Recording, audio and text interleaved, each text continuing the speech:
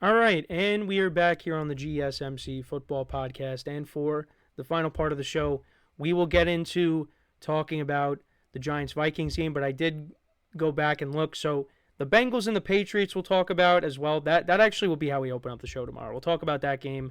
And then I'll do a NFC South combo segment where I'll talk about the Saints Panthers game as well as the Buccaneers and their performance against the Commanders.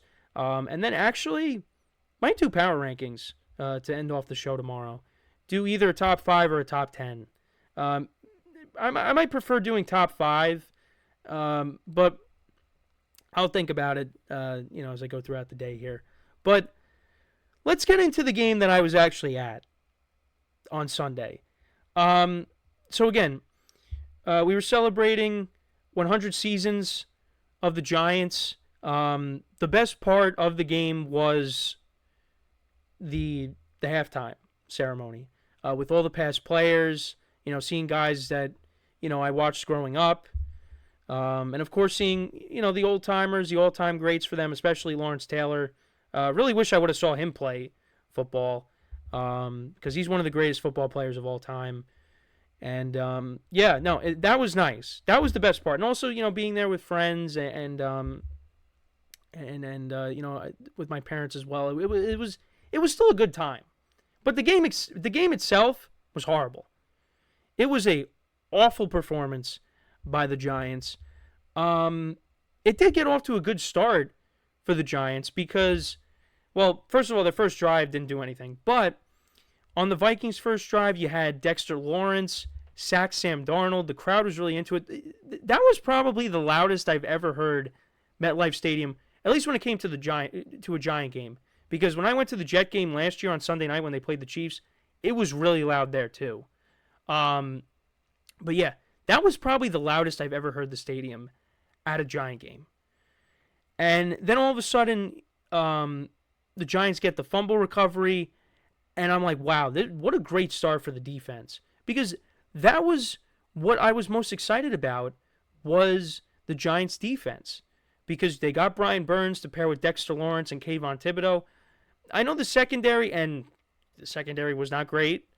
But if the Giants are able to apply pressure, that helps out the secondary. So maybe the secondary doesn't get exposed as much as, other teams wanted to. But it did get exposed. It was great. But again, when the Giants only got 3 points after that turnover, I was like, that's not good. That's not good.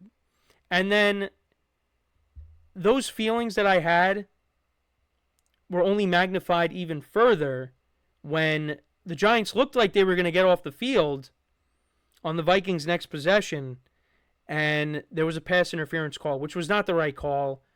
I believe it was it was either on Adoree Jackson or Deontay Banks. But they turned around and were looking at the ball. It's not like they didn't give the receiver an opportunity to catch the ball. I understand why it was called, but I mean, that was not the right call. So, yeah, it was on Adoree Jackson. And it was on 3rd and 8. The Giants were going to get off the field, but this was a 36-yard penalty. And this moved the Vikings from their own 37 to, where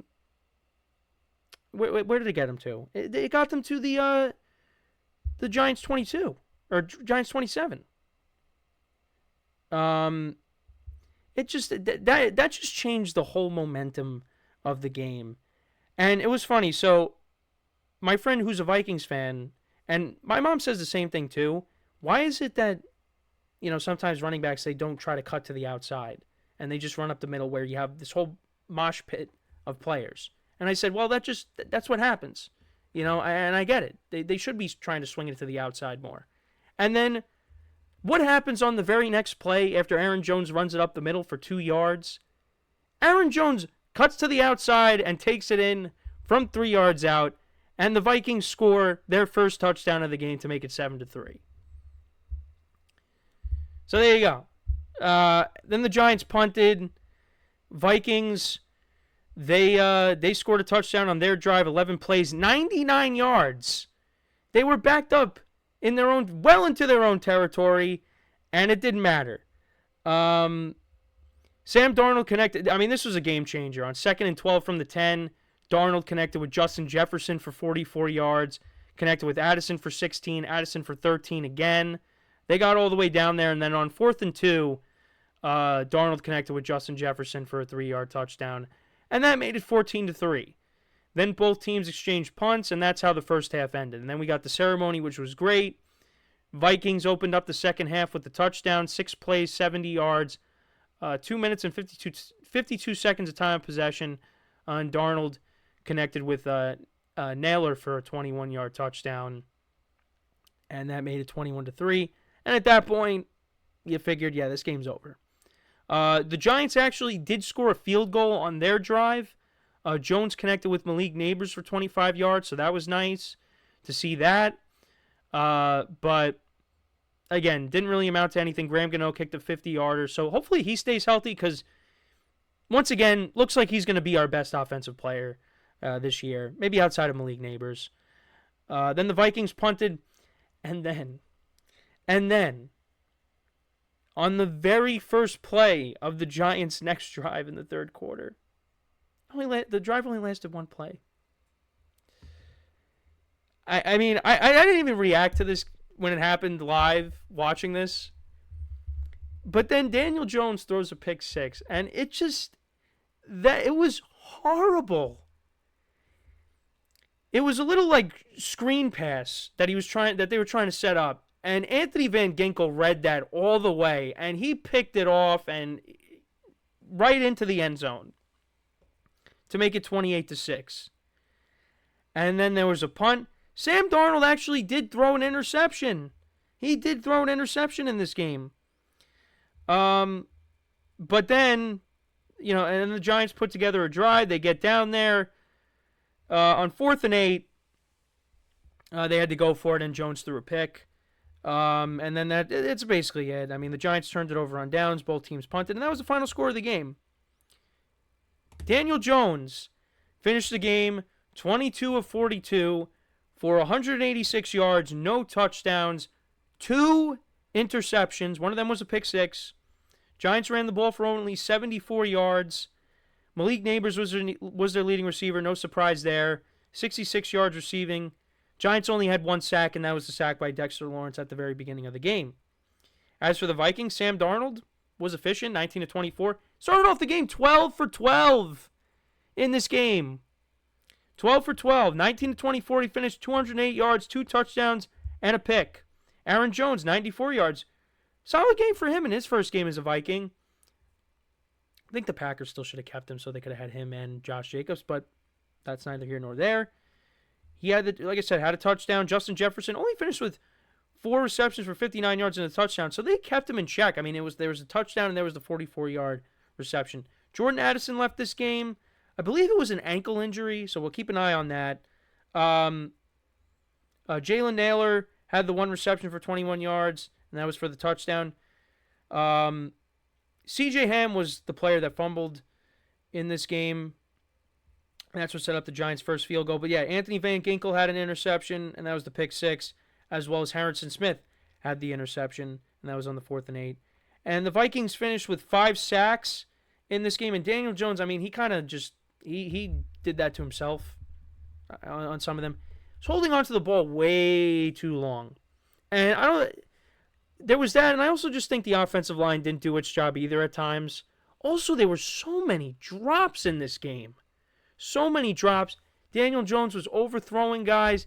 The offense just did not look great at all. Well, not even great. Didn't look good. Didn't look competent. It was not good. It was not good. It was a terrible game.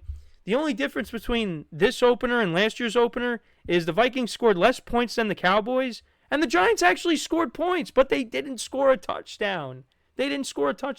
All I was asking for late in the game was, can the Giants just score a touchdown? Just score a touchdown. Just make the score look a little less lopsided here. But they couldn't even do that. But I could tell early on that the offense was going to struggle. That's why when the defense got the turnover early on, I'm like, you got to cash in here. Get a touchdown here. They didn't do that. Now, Daniel Jones actually looked like he had a clear path to the end zone, but he got tackled as he was taking off with it. But the play calling was not great. Brian Dable took over play calling duties from Mike Kafka, and it wasn't great. What people have been asking for, including myself, is push the ball down the field. And, maybe the Giants were trying to do that, but they couldn't because Daniel Jones was holding onto the ball too long, and he just was not making good decisions, and he was overthrowing guys. Wasn't getting help from some of his receivers again because they were driving passes, but it was just a mess all around. Like, at least when it comes to the Jets, they scored touchdowns. Rodgers didn't embarrass himself last night. It was the defense that did. For the Giants, nothing went right for them. Nothing. It was a bad performance by them all around. Now, they take on the Commanders, a team that Daniel Jones does own. Now, if Daniel Jones goes out there and does not play well, you might want to consider maybe starting somebody else. Because this is year 6 of this guy. And it doesn't look like they're going anywhere with him. Now, I knew this all along. The worst thing that happened to the Giants, to be honest, was Daniel Jones winning that playoff game against the Vikings. Because that made them say, okay, he could be the guy if we give him a better team. And then last year happens, he gets hurt. The Giants were not good. We're not good. And now here we are. And they're stuck with him until the end of the year. Because he keeps playing like that. Not only is he not going to be with the team next year, but he might not even finish the year as a starting quarterback. And it's not like the Vikings are this, no, the Vikings are a solid team. They are. And Sam Darnold, you give him weapons, look at what he could do. Now, I don't think we're going to see that every week because the Vikings schedule coming up is brutal. But the Vikings have a good team. But it's not like the Vikings are this top-tier team in the NFC. The Giants, they could have been more competitive here, and they weren't. But that falls on a lot of people. And also, I wanted to bring this up, too. Kayvon Thibodeau's post-game interview was not a good look. Because the reporter was asking him, this team is supposed to be built on a pass rush. And, didn't even finish what he was going to ask Kayvon Thibodeau. And Kayvon Thibodeau was like, does anybody else have any questions? Completely just dismissed the reporter. Now, was it a great formation of a question? I guess not. It could have been worded better. But you know what? Those jobs are hard. It's hard to interview players, to come up with things. But not a great look there. And Dexter Lawrence, too, was saying how he didn't like that because there was a lot of booing in this game, and the skull chants were taking over. This is the second Giant game that I've been to. Honestly, with the third game, pretty much every Giant game that I've been to, the opposing team's fan base takes over the whole stadium. When I went to the Cowboys game in 2017, they destroyed the Giants. Cowboys took over that stadium. When I went to Giants-Packers in 2019, Packer fans, another fan base that likes to travel, they took over. And the other day with the Vikings, skull chants. Skull chants. And I was sitting next to my friend who is a Vikings fan. It was not great. It was not great. So where do they go from here? Like I said, they're playing the Commanders, a team that Daniel Jones does well against. If he does not do well against the Commanders, you got to go to somebody else. Whether it's Drew Lock, whether it's Tommy DeVito, let one of them get a shot. And they both did not look great in the preseason. But can it be any worse?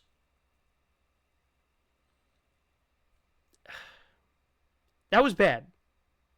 That was really bad, but props to the Vikings because I don't know what kind of season they're going to have with Sam Darnold at quarterback, but they're going to be a competitive team this year.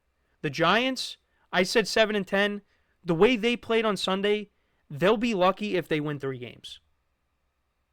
That's how bad it was. And Carl Banks on the radio broadcast said to Sean O'Hara, and I said this yesterday, I think, you almost want to suit up again to help these guys. I mean, that's really the one of the biggest things too is how they just like flat out. I mean, I don't want to say they disrespected the old timers, but it was like, how do you do that when you're celebrating the history of your franchise? This team has won 4 Lombardi trophies, and look at what they're putting out there right now. The kind of performances, and there are some good players on this team. Look, you don't want to overreact, but I'm overreacting to the Giants. The Giants, the offense is not good. And the defense, 1 sack, got to do better. And that falls on the head coach. And if the Giants have a really bad year where they only win 3 games, Brian Dable's not going to be here next year. And what about Joe Shane? Joe Shane drafted Kayvon Thibodeau and Evan Neal. Evan Neal looks like a bust. Kayvon Thibodeau might just be okay. We'll see. It's 1 game, but they got to beat the Commanders next week. Because if they don't, not good. Not good. I could go on and on about this game, but not a good performance by the Giants. Good performance by the Vikings. They needed to win that game because, again, their schedule is brutal coming up. So, they need to get the wins where they can get them. And this was a team that they took care of.